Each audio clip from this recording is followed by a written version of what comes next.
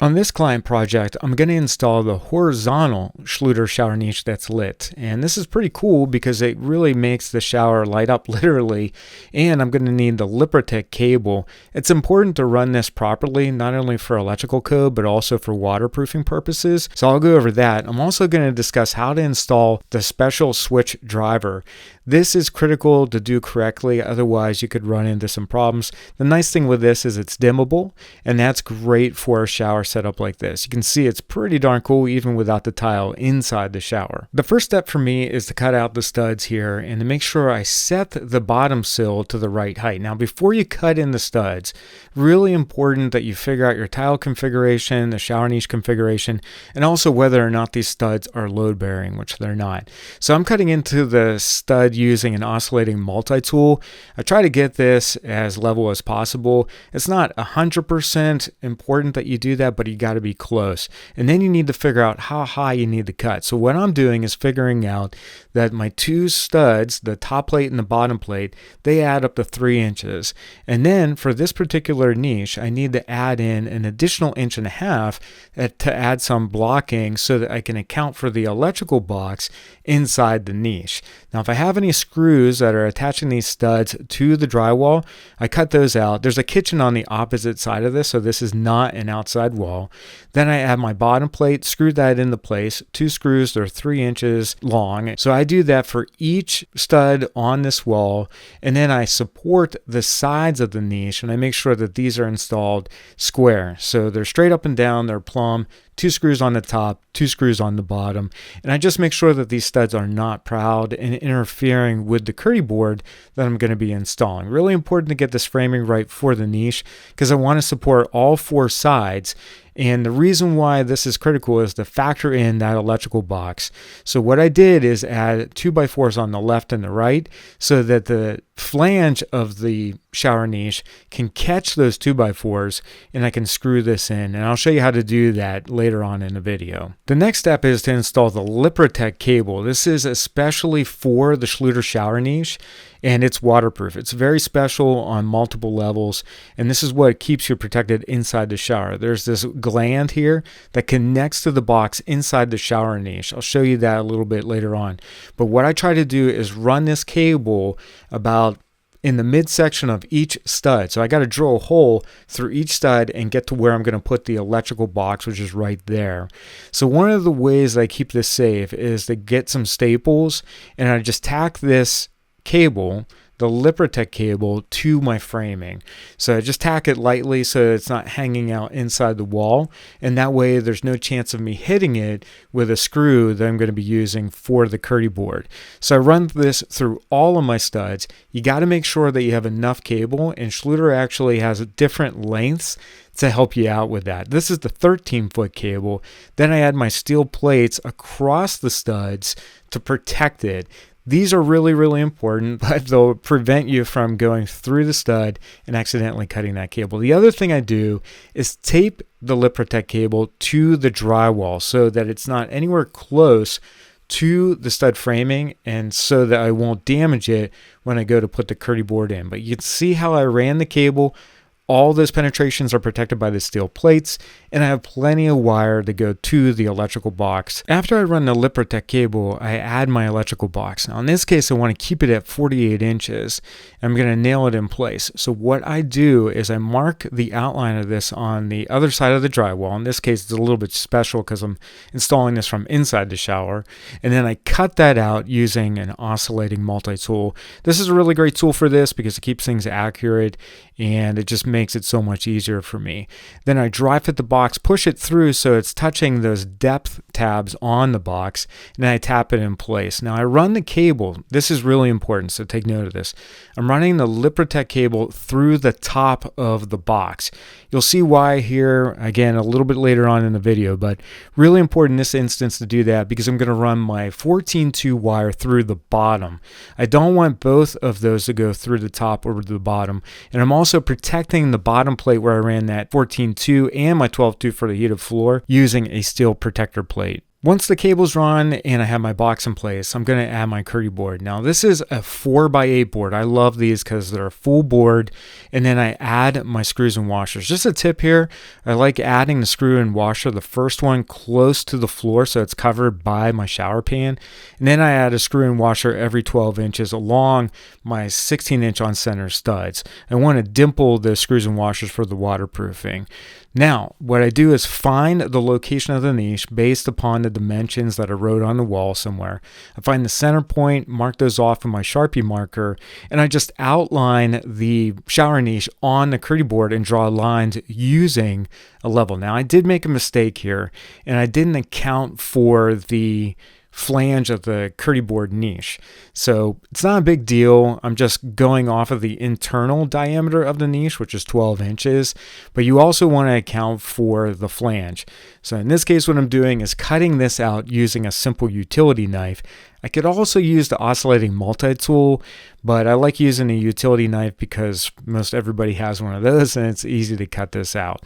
So like I said, I did make a mistake, and I didn't have the flange accounted for. So I had to slide the KERDI board niche into that and then account for the flange and just simply cut that out again like I did for the normal niche itself. There you go. It's not a big deal if you make a mistake. It's pretty easy to make up for that. And you can see all my framing here is in place, and I can support the shower niche on all four sides. Really important that that's the case and that I have my cable still taped to the drywall, and I'll show you how I get that through the box here in a moment. At this point, I have to put the stainless steel connection box inside the niche. There's a hole in it, and that hole has to align with the hole in the plastic box in the niche, because we're going to take the LIPROTEC cable and we're going to slide that through the holes.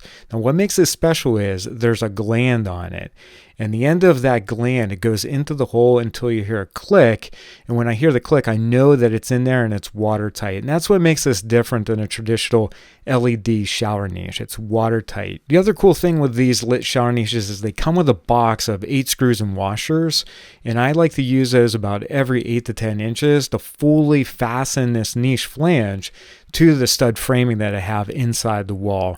Again, you only need a screw and washer every 12 inches, but sometimes I like adding more for that extra support. Now I'm going to wire the dimmer switch. First thing I do is strip the insulation off of the copper. About 5/8 of an inch of the copper is exposed. The nice thing with this switch is you get 3 different cover plates or face plates. I'm going to use the white one. And again, this is the Schluter LIPROTEC-ECX. It's an LED driver and dimmer switch in one. So I attach the white faceplate to the switch. You want to make sure that that clicks in place. Pretty easy to install, and if you ever want to switch this out, you can do that with the other colors. And you want to make sure this is in the up position. Now, the important thing here is that I'm going to use a voltage barrier. You can shorten this if you don't have a deep box like me, but this slides on the back of the dimmer switch. I have to separate the high voltage wires from the low voltage wires, and that's critical. So the first thing I do is wire the blue with the blue and then the red with the red for the low voltage wires. You can also wire the ground wire first. I like twisting the stranded wire together and then using my wire nut. I try to make sure that these are as tight as possible, and then I tug on the wire nut to make sure that the wires won't separate. So again, I do the blue on the blue and the red on the red for the low voltage wires. And once I'm done with those, I go to the 14-2 wire that I ran inside the wall. This is a standard setup. So with the low voltage wires, they look like this in the end. But for the 14-2, you do the hot with the hot, so black on black, and then the white on the white, and then the ground wires to go together. The most critical step here is to separate the high voltage from the low voltage. Remember, my high voltage is on the bottom of the box, and my low voltage is on the top of the box. And the reason why I did that was to make it easier to separate these wires from each other. So the low voltage is on the top, high voltage is on the bottom. I slide those wires into place. They're separated again by that voltage barrier, and then I secure this driver/dimmer switch to the electrical box. You just push it on and off, and you can slide the dimmer switch up and down as well. I highly recommend attaching the LED light at this point and checking to make sure that it actually works before you go through all of the waterproofing. Again, you can see that it dims, and this is flexible, but it will go into a Schluter profile when I'm ready for the tile work. The next step is to waterproof the niche. I'm going to be using a KERDI trowel for this, but before I use that trowel, I like to apply thin set to the niche and the KERDI board transition using a joint compound knife. Usually it's a 3-inch or a 5-inch knife. I like to get like a 1/16 inch layer of thin set mortar. Then I'll trowel it using the KERDI trowel. Using the proper trowel is really important, and this is where some folks make a mistake. The other thing is I apply the mortar holding the trowel at a 45-degree angle, and then I install the Schluter KERDI frame. This comes with the niche. It's pretty awesome because it's one big unit and there are no seams in it. Then I compress that into the mortar using that same joint compound knife. Another big mistake some folks make is not wiping off the excess mortar. I like taking a damp sponge and doing this because if you have thin set buildup, no matter what shower system you're using, that can interfere with the tile work. And the smaller the tile, the more important this is to make as clean as possible. The other thing is you don't want to get any of the thin set mortar on the inside of the niche, and you want this to be as flat as possible up against the KERDI board or whatever backer board you're using. This next step is critical for the Schluter LED niche, and that is to snap the stainless steel cover into place. You can do this toward the inside of the niche or the outside. The slot I have facing outside the niche, and the reason why is that allows me to place the LED light in the center of the niche. Now this is actually the self-adhesive patch, and what I try to do is cut a 1-inch hole into this. This is not for waterproofing purposes, it's for setting the tile. So I pull the paper backing off of it and set this over top of the stainless steel plate, and I make sure that this is nice and smooth. Again, I want to reiterate, this isn't for waterproofing, it's for actually being able to set the tile and have it bond to the niche. You can also have the LIPROTEC cable up in that little box, but I like pulling it through and keeping the green painter's tape on it. The painter's tape is important so that if you get thin set on the cable, it won't ruin it. So don't forget to put that on the LIPROTEC cable. There you go. That's how you install a horizontal Schluter shower niche with an LED light. This is awesome. Definitely makes the shower look a lot cooler, and it also makes it a little bit safer as well. If you have any questions, let me know in the comments, and thanks for watching this tutorial.